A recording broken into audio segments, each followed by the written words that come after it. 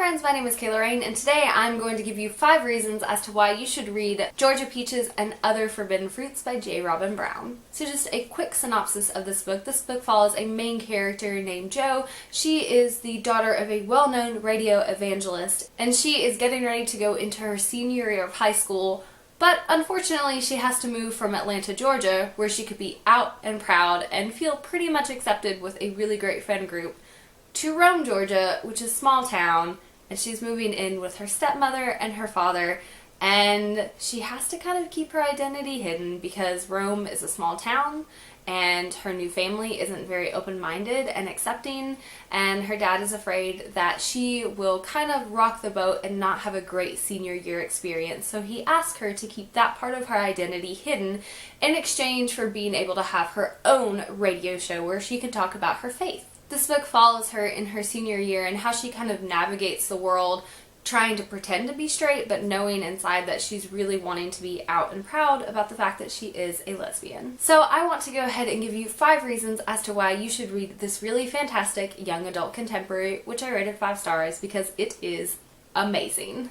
So reason number 1 is this is overall a really light, fluffy contemporary with some really great hard-hitting coming-of-age moments that are just woven into it to where it doesn't bring the story down and make it kind of heavier and a little bit darker, but instead just adds to this really beautiful story as a whole. While there are some heavier moments in this book, I think overall this is definitely a light, fluffy, and fun contemporary read. There were a lot of moments where I just felt really lighthearted and just excited for the main character, and very few moments where I felt a kind of dread for the situation. Reason number 2, and probably one of the coolest things about this book, is the exploration of the intersection of faith and sexuality, especially in a southern setting. That's not something I've ever seen before, and I think that's so important because lots of people identify as queer and still identify with a particular faith. And just seeing that exploration really well done in this book was nice, and especially seeing it done in a positive light where a main character who does identify as a lesbian is still very connected to her faith and feels very close to that was really fantastic. This book isn't about questioning your faith, it's about accepting your faith and who you are simultaneously. Reason number 3, which is probably a runner-up to the other reason, there's such a really cute shippable romance in this book, and that's all I'm gonna say, but literally just like swoon-worthy at all moments. Reason number 4 is there is a really fantastic friend group in this book that loves the main character Jo unconditionally for who she is. There's none of this "we love you in spite of the fact that you're a lesbian."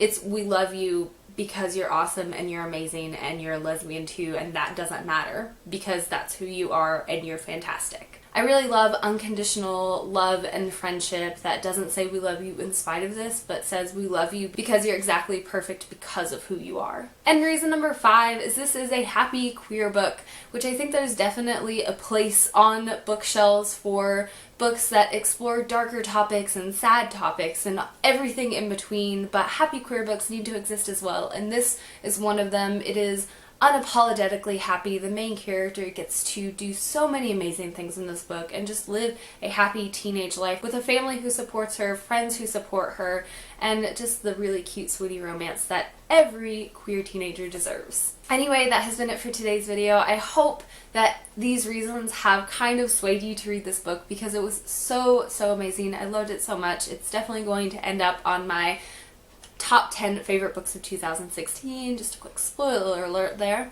I really liked it, and I hope that you guys will pick it up and love it just as much as I did. Anyway, thank you all so much for watching. I will leave links in the down bar below for you guys to check out my other social media sites such as Instagram, Goodreads, and Twitter. And as always, thank you so much for watching. Stay weird.